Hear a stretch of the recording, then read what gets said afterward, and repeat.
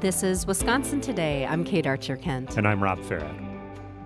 According to an estimate from the U.S. Bureau of Economic Analysis last week, the U.S. gross domestic product, the GDP, the value of goods and services produced, shrank at an annual rate of 0.3% in the first quarter of 2025. That's the first decline in 3 years. President Trump largely attributed the decline to former President Biden's economy. Here is Trump speaking at a cabinet meeting last week. We came in on January 20th.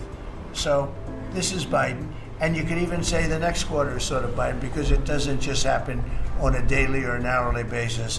But we're turning it around. It's a big ship to turn around, and we're going to have the greatest country financially in the history of the world ever. On Friday, the Labor Department reported that U.S. employers added 177,000 jobs in April. Unemployment remained unchanged at 4.2%, both seen as pretty positive numbers. Those are big picture national numbers. So what does it all mean for Wisconsin? Steve Deller is a UW Extension Community Economic Development Specialist, professor in agricultural and applied economics at UW-Madison. Steve, welcome back to the studio. Good morning. Let's look at some of those big, broad national numbers. GDP, gross domestic product, a very, very broad measure. Generally, people view up as good, down as bad. When you look at a little slip, at least the estimate in the first quarter of this year, what does it mean to you? What does it mean for Wisconsin, if anything? Well, what's happening really is kind of a short-term reaction to the tariff proposals. What really kind of drove the GDP numbers was a spike in imports. That was primarily from businesses trying to build up their inventory, to build up kind of a supply of materials in anticipation of a tariff coming into place. You also saw that with consumer spending. So that spike in imports actually kind of drove GDP down, but the spending kind of counterbalances a little bit. So a lot of businesses right now are kind of going into a wait-and-see mode and kind of hunkering down a little bit. And we'll dig into that more in just a bit. The job numbers, again, 177,000, more than I think economists had expected. Here in Wisconsin, when we look at unemployment rates, tend to track lower than the national average, right? What are you seeing here in Wisconsin when it comes to jobs numbers? What we're seeing is the most current numbers that we have for Wisconsin are February. So there's a little bit of a lag between the national data and the Wisconsin data. What we're seeing is a slow, steady downward tick in the number of new job openings. But we still have a lot more job openings than we have people unemployed. So we still are facing a structural labor shortage. We simply don't have enough people in Wisconsin to fill all the jobs that we have. And a long-term trend potentially in Wisconsin there. We are an aging state, or last time I checked, we were an aging state, people retiring, not necessarily the young people to fill those jobs. Is that structural problem you see something not just this year, but on out into the future? I think going on out. A lot of attention was drawn to the labor shortage after the COVID because it was kind of in our face. But you could go back almost 10 years to see a structural labor shortage in Wisconsin. We're an aging as a state, and we're not seeing as many people moving into Wisconsin as we are generating jobs. Now, getting into tariffs, people watching for the impact, as you mentioned, manufacturers and some consumers rushing to buy stuff before tariffs kicked in. I'm just looking at ABC Supply, big company here in Wisconsin. They've been posting their suppliers. So here's one, residential roofing projects, a company saying, hey, we're bumping up 5%. Here is one, 10 to 15% on fasteners and plates for construction. Here's another one, 5.5% tariffs on construction supplies. The list goes on and on.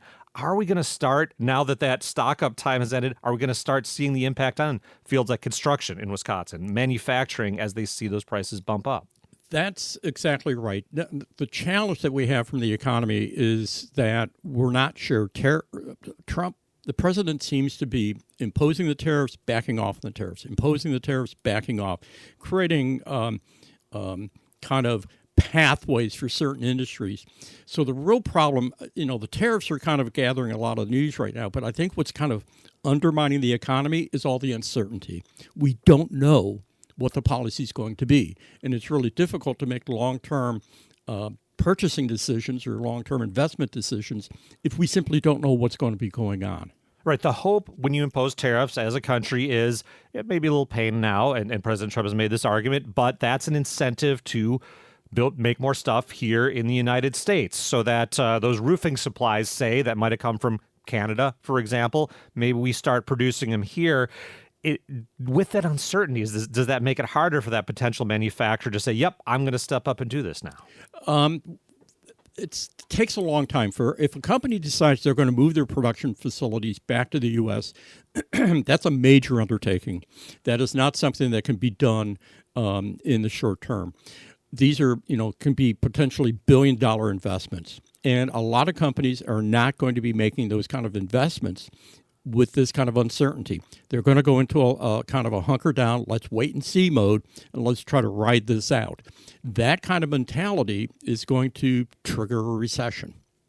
Let's go to the consumer side of things now. Seeing reports, the Pacific ports that bring in a lot of imports in the United States, consumer goods, manufacturing goods, whatever, 60% drop, I think I saw in some of our biggest ports in the country in the amount of stuff coming in. What will Wisconsinites start to see as those cargo hauls get shorter and shorter? What's going to happen is that a lot of the stores, say on retail, a lot of the stores like the Walmarts and the Targets, kind of the Dollar General, the type of stores that are kind of targeting a modest income households, they're the ones that are going to be hit the most, because most of those products are coming in from overseas. We tend to focus on China, but a lot of it's coming in from, say, Vietnam. It's coming in from other countries. One of our biggest trading partners is actually Ireland, and it's because of the pharmaceutical industry. So while we tend to focus on China, it's broader than just simply China. In our last few moments, Steve, let's look at agricultural exports. Another uncertainty is retaliatory tariffs, soy, dairy, whatever we're exporting from Wisconsin. What are you watching for there? What I'm watching for is some of our largest trading partners, and here population matters. So China does matter, has an outsize because of the size of the country, is that they're going to start looking for other trading partners. With the first tariffs under the first Trump administration, China started saying, we're going to start buying a lot of our soybeans from Brazil. And once we lose those contracts, it's going to be very, very difficult to get them back. Steve, thanks as always for joining us. Thank you. Steve Deller, UW Extension Community Economic Development Specialist and professor at UW-Madison, looking at big economic trends and what they mean here in Wisconsin.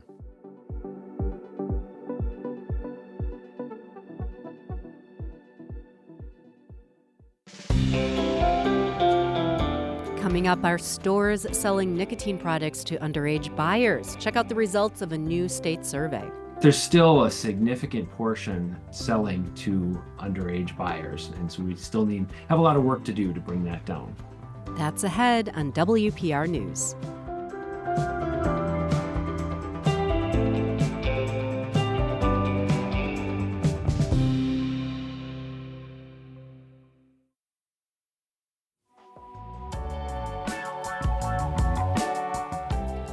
Now, the Wisconsin Department of Health Services is seeing a decline in tobacco and vape sales to underage users. The annual statewide assessment of retailer violation rates dropped from 13.5% in 2023 to 11.8% in 2024. Still higher than pre-pandemic rates. Health officials are optimistic, though, about the progress, but they say more work needs to be done to make sure retailers don't sell to people under 21 as required by federal law. Dr. Mark Wagner is a chronic disease medical advisor for the Wisconsin Department of Health Services and an adjunct associate professor at the University of Wisconsin-Madison. Dr. Wagner, welcome to Wisconsin Today. Yeah, thanks for having me. Let's start with this survey information out from the Department of Health Services. Why is it important to go out and check compliance and whether places that sell tobacco and nicotine products are selling to people under 21? Yeah, sure. Well, the main thing, we had a change in the federal law in 2019. So it used to be 18-year-old and under was the underage, and now it's 21 and under, and that's the federal law. The state law did not change to match that, but despite that, the federal law is still what is in effect. So there is confusion on the state level because of that not having the change in the state law. So we have had this program in place to monitor compliance with sales to underage buyers for since early 2000s. And we've seen that it's had a great impact. It was able to bring the numbers down. Right before the law changed from 18 to 21, we saw only about 5.5% of Wisconsin retailers were selling to individuals underage. Then when the law on the federal level changed to 21, we saw the numbers go up a little bit, and it was about 13.5% in 2023, and now it's coming down again, about a little under 12% from our last survey. And so we're grateful to all the retailers who have been following the law and making sure not to make underage tobacco sales. But there's still a significant portion selling to underage buyers. And so we still have a lot of work to do to bring that down. I want to go through the progression of the numbers here because there's a lot of yes, but things going on. So the number went down from 2023 to 2024. Good news. But wait, that's twice as high as pre-pandemic. Bad news. But wait, that may have been nudged by that change in the federal age. So I don't know what kind of news. How do you weigh the long-term trends on compliance here? Yeah, well, I think the long-term trend is we've seen that since this program was implemented, it works to help reduce the sales to underage buyers. And yeah, I think it's as long as we have that discrepancy between the state law and the federal law, we will have confusion and some enforcement issues at the state level. So that will keep driving underage sales. So we are continuing to educate retailers to make sure they understand that 21 is the age. And we have free training available for retailers at witobaccocheck.org that gives people study guides, online training at no cost to the retailers. And then they can receive a certificate showing that they've completed that training. And they can order free resources as well to prevent underage sales if they visit our website at dhs.wisconsin.gov/tobacco/tobacco21. One recommendation from the Department of Health Services is most tobacco and vape and such like products, they're behind the counter. There are a few exceptions. Sometimes you see the flavored cigarettes out where people can pick them up, bring them up to the counter. Is having consistency there? It might seem like a small thing, but is that something that might help prevent maybe even that underage person from trying to get that particular product? Yes, consistency is very key, and that's another thing about the 21 law is it applies to all tobacco products. But having consistency in placement is very important. And you mentioned flavors, and that is really the hugest driver of youth use of tobacco products. Because the flavors draw the youth in. The flavored tobacco products are often the very first tobacco product a young person is going to try. And we've seen in surveys that of kids who have used commercial tobacco products, about 4 and 5, 80% started with a flavored tobacco product, and about 2 out of 3 users say they continue to use those tobacco products because they come in flavors I like. And when you look at middle schoolers, it's almost universal. About 96% say they probably wouldn't even try an e-cigarette, which is the most popular tobacco product among youth today, if it didn't have those flavors. I want to talk about that 21 age change just from not that long back. What was the reason? What's the thinking behind going from 18 to 21 as we did at the federal level? Sure. Well, the younger an individual is, if they're starting to use tobacco products, they're more susceptible to the harms. Nicotine can harm parts of an adolescent's brain that control attention, learning, mood, impulse control. And that exposure to nicotine during childhood can have adverse effects on learning, brain development. So the longer that we can keep individuals off of tobacco products, the better.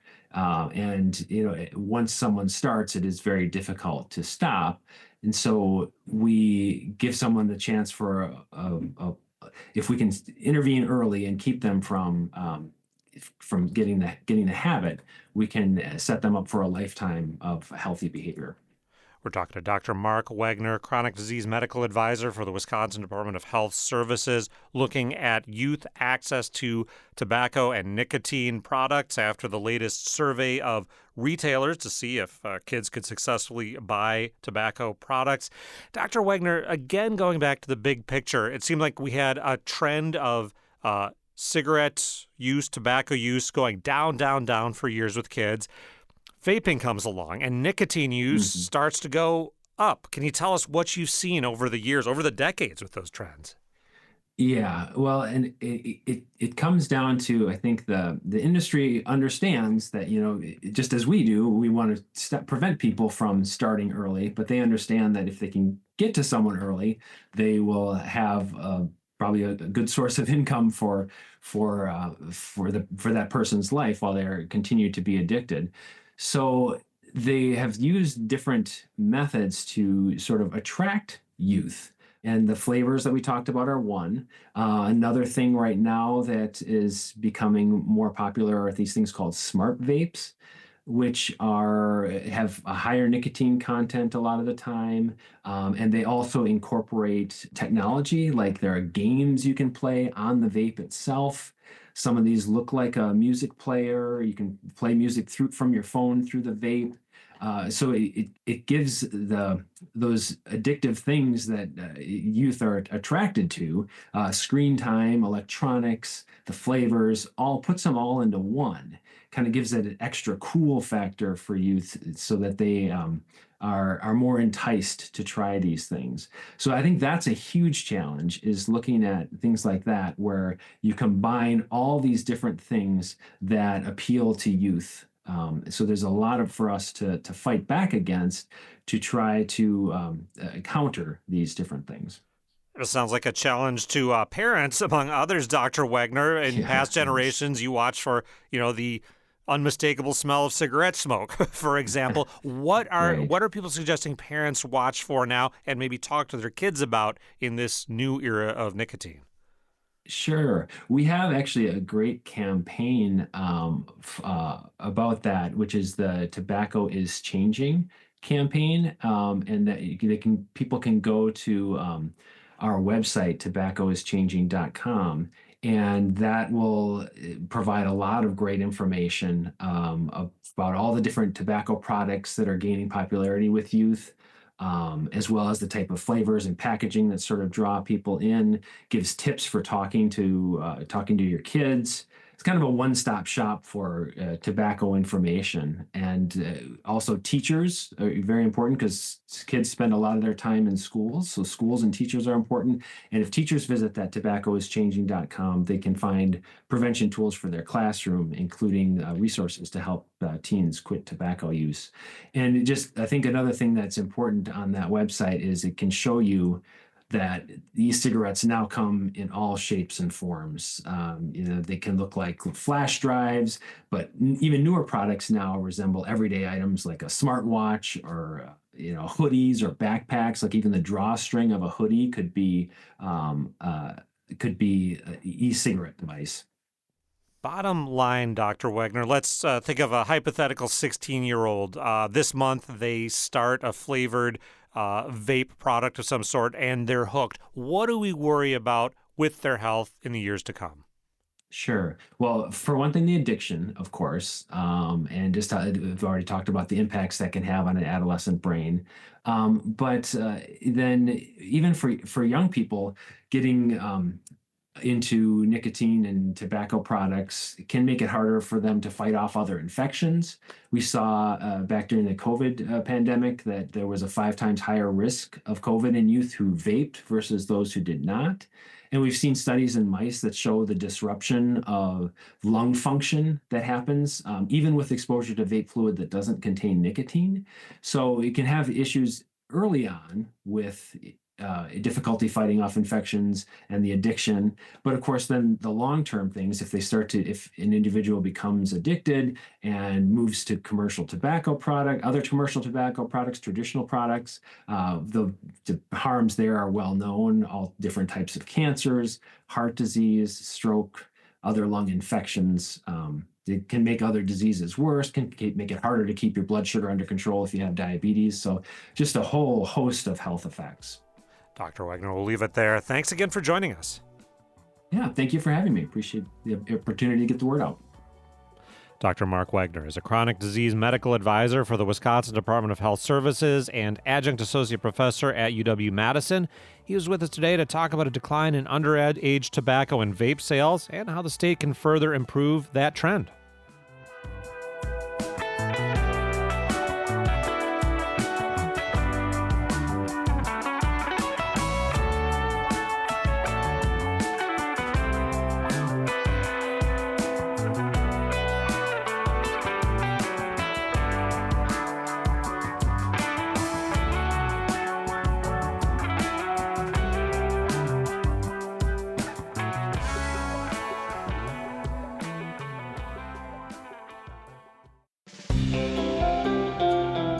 Still ahead on Wisconsin Today, a new PBS documentary shows how public libraries are at the heart of communities. Bringing people together, helping them to be literate as best we can, enjoying one another. Those values just don't change. Hear from a Wisconsin librarian featured in the film Free for All. That's next from WPR News.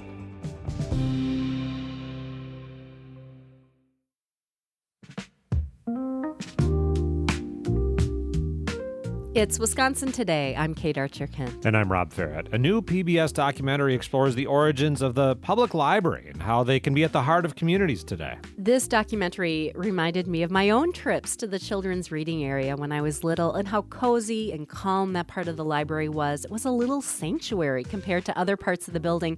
Rob, do you have any early memories of libraries? I remember as a kid doing a library summer program where we made costumes. I was a Roman centurion for some reason. There was a lot of tinfoil involved.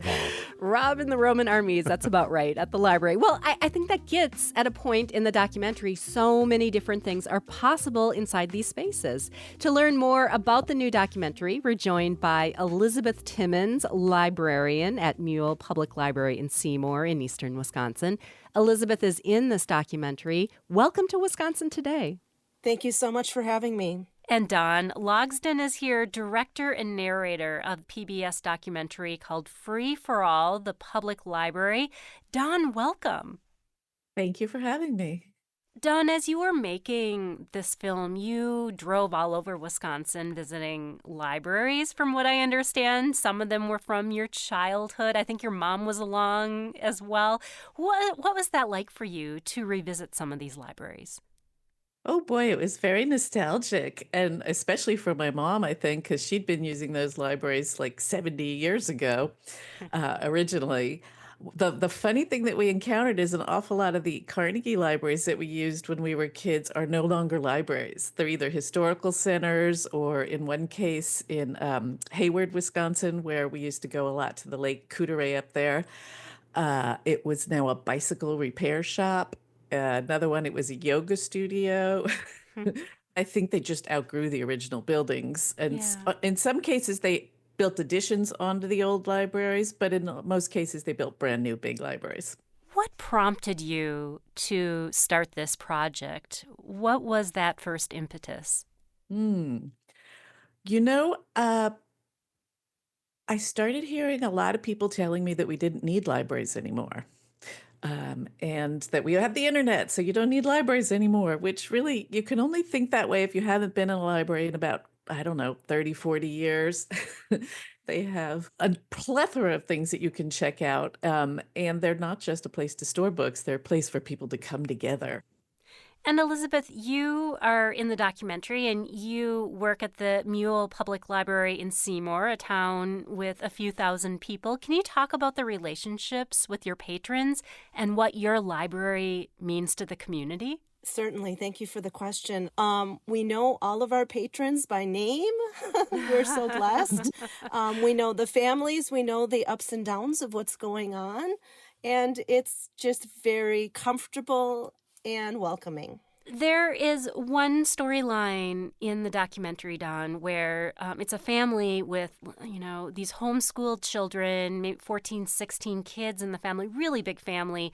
They totally rely on the local library for most of their schooling materials. And at one point, the mother mentions finding a book that had content she didn't like. That not wanting her kids to be checking out or exposed to. What was that story like to discover, and what can you tell us about it? Hmm.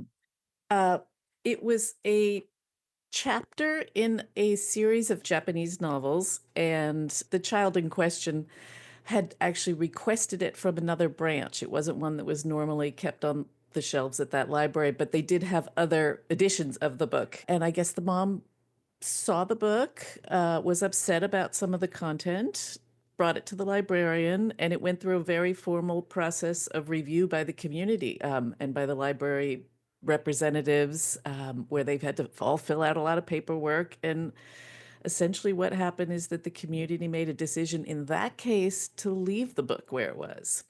And at the time, I thought, well, that's kind of anticlimactic for us. But as filmmakers, you're always looking for like the more dramatic story. But in Where's the the end, I was tension? Yeah. exactly. In the end, I was like, no, this is telling me something. It's like, this is the place where we have civil discussions and work out difference in a lot of situations. And that was a much more poignant ending to that story. And they still use the library religiously, that family, as far as I know. And I just wanted to give a shout out. That library is the Columbus Library, which is about an hour away from Elizabeth's.